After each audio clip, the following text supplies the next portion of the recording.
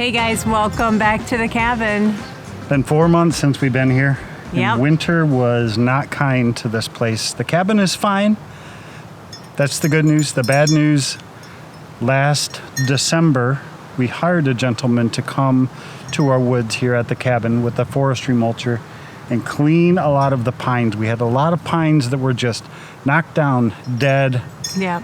not doing well, and he did an amazing job. He cleaned up the place so well. And we were so looking forward to coming back. I can't wait to see what the clearing looks like. And we drove down the driveway and we were like, holy What crap. the heck? What happened? So apparently there was a very, very heavy snowstorm, Yes. about 12 inches from what we could tell from our game trail cameras, followed by super, super heavy winds. Right. So a lot of the pine trees, just like this one you see behind us that's blocking our path to our outhouse, are all bent and snapped. Yes. And we got another mess on our hands. That was not the intent of our trip this cabin this weekend. We have about 40 or 50 white spruce trees that we bought from our conservation district back at home. We brought them up here this weekend to plant them.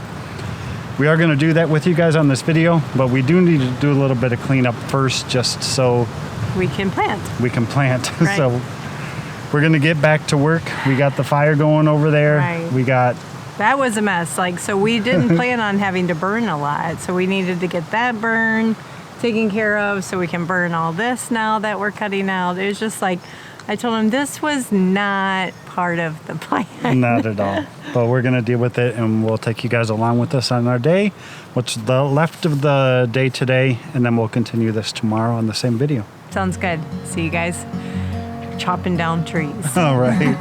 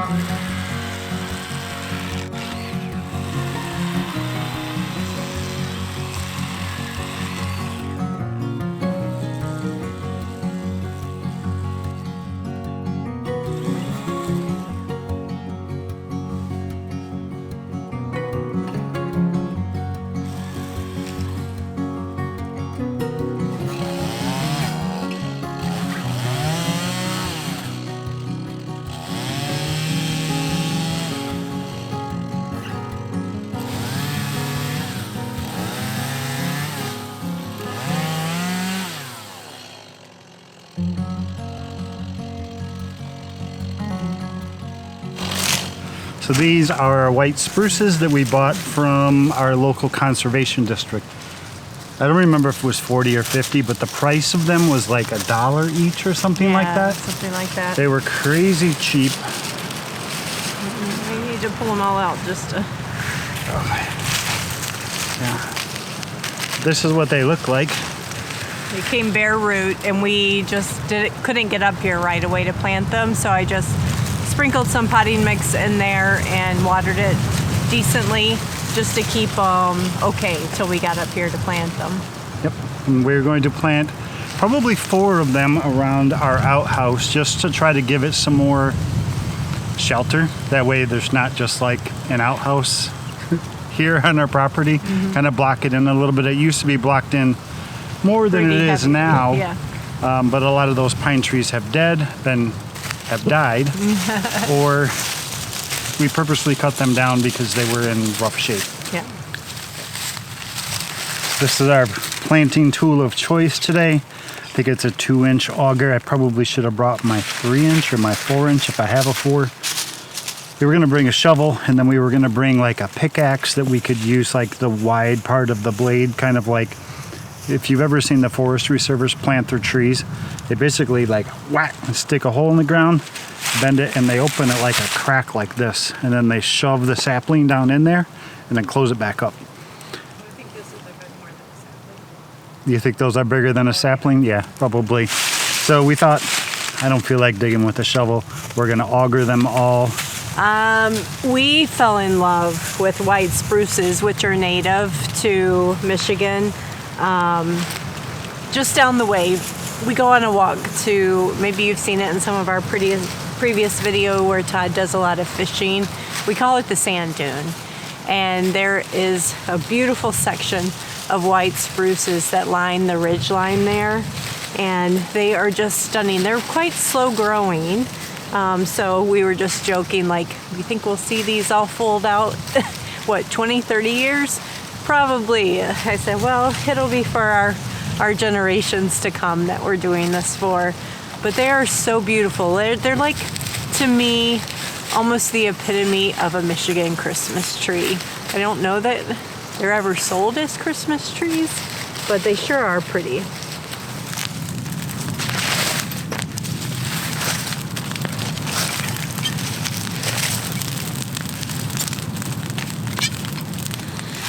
You gonna make it? Yeah. We've been working, well, we worked last night a little bit on a couple of our pine trees. We'll show you one when we get a little farther into our filming for today. A couple of our pine trees right by our driveway, the white pines, were bent over like this from the snow load, so we used some paracord and we kind of tied them up to another tree, hoping that once they're straight, maybe they'll stay straight. And this fall, maybe we can come and remove that paracord and let them be on their own again. This morning we worked on, Rachel worked on cleaning the driveway. Lots of leaf blowing. Obviously not. Yeah, she didn't. I didn't make it the whole way. And I worked on cleaning up some more of our trees and burning some of the pine trees that were damaged beyond saving. Mm-hmm. Today we're going to wrap up our planting project, which is more white spruces. We probably have 30 or 40 left to plant. Okay. We're out at the end of our driveway right now. There's a trail that we take in to get to our cabin that kind of runs this way, and on our driveway, which is where you're sitting, goes that way, and our cabin's down there. So along our property line, along that trail, we're going to plant white spruce this way and then eventually that way too. And I think it's going to turn out cool. Mm-hmm. You learned a little bit more about white spruces. Are you going to tell them about that? I did, yeah. We'll tell them once we get going. Once we get going and we get planting. They're pretty cool trees. Yeah, and so we want it. Just, I think it's going to be two things. It's going to be just, since we are clearing, a little bit more privacy from the trail. Not that there's a ton of traffic or anything, but and then also just beauty. Yeah. So. Yep, they're very, very pretty trees. Mm-hmm.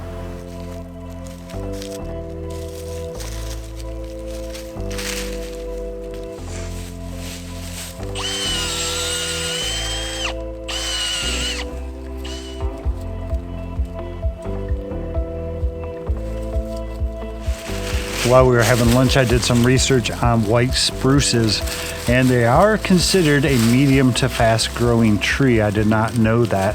I thought that was going to be like 20 years until our kids or somebody else got to enjoy these, but they will grow in good conditions up to 2 feet per year, which is awesome. So, but then these are 18 inches tall right now. 5 years from now, they could be taller than me, which is really cool. Pine cones give off seed. When they're growing in really good conditions, they can do that every 3 to 5 years. If they're in poor conditions, they will only do pine cones every 10 to 12 years.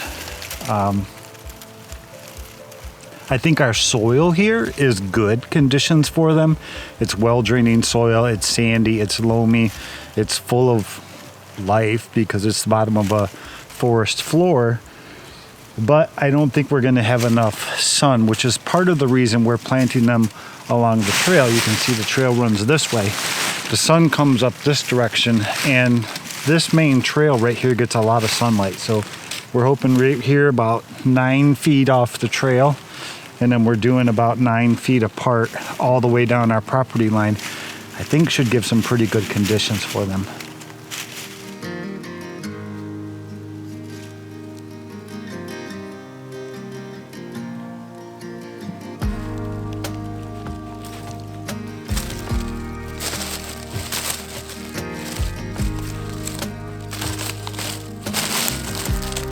orange sand, isn't it?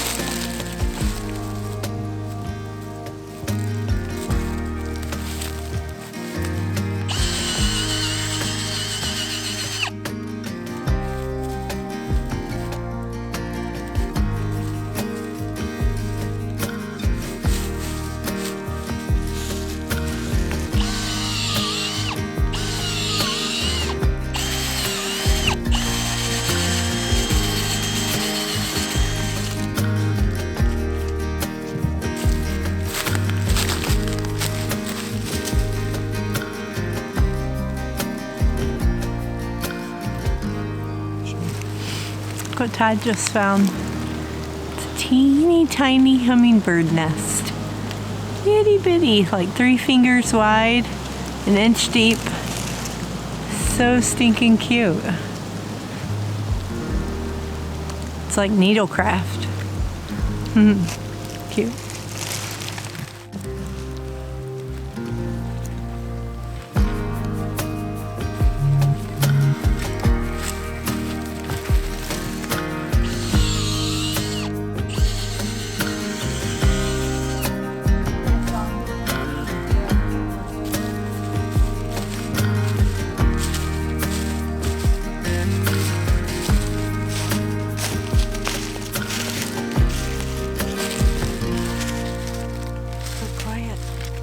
It's like Sean and them aren't even here.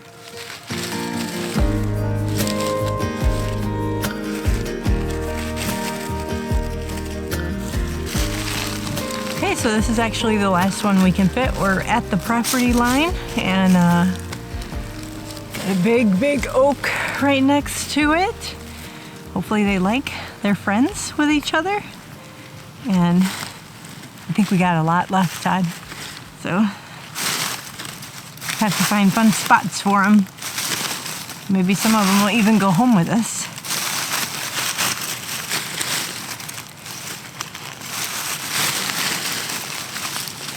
Wasn't too bad.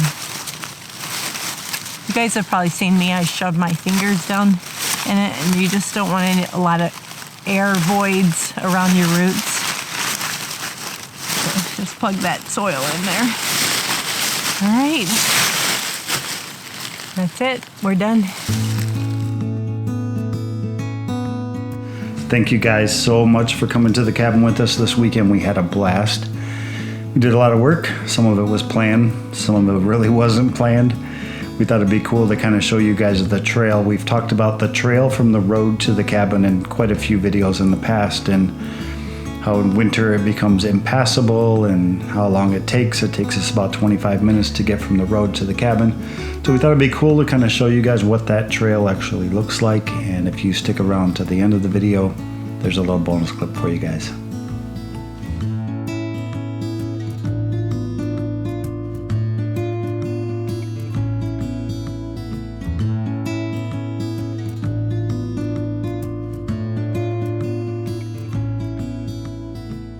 And Rachel is off behind me somewhere. I don't know if you can see her. We found a jack pine tree on a walk this morning, way over on the corner of our property, and I actually fell in love with the thing. We didn't have a shovel with us or anything, and I grabbed it, and the whole thing came like right out of the ground, like bare root tree. So we're gonna try to transplant it somewhere closer to the cabin that we can actually enjoy it. But we learned a lot about jack pines as we were driving to town earlier today. Rachel was doing some reading. They're a really cool story behind jack pines. Like the pine cones on them will actually sit and stay on the branch of a tree for up to like 20 years before it actually come off. And the seeds themselves out of the pine cone the pine cone itself will never open and release the seeds unless it gets up to 120 degrees, which means fire of some sort. So if there's a fire that comes through a forest where there's jack pines, that's what allows the seeds to open and spread more jack pine seeds. So really cool. We're going to find a good home for it. So Todd was telling you guys about the pine cones, right? And this one has like 3 that I've spotted so far. Here's one right here. I don't know if you guys can see that. And it I tested it and I can't snap it off. You know, like normally you would think you could just, with your thumb, pop it. It's on there tight. And then there's 2 at the top. So I found the spot that I want to plant it. It's close to the fire pit, close to the cabin, so we'll be able to keep an eye on it and see how it does. I don't know that we've identified any other jack pines on our land, so it might be the first. I'm not sure.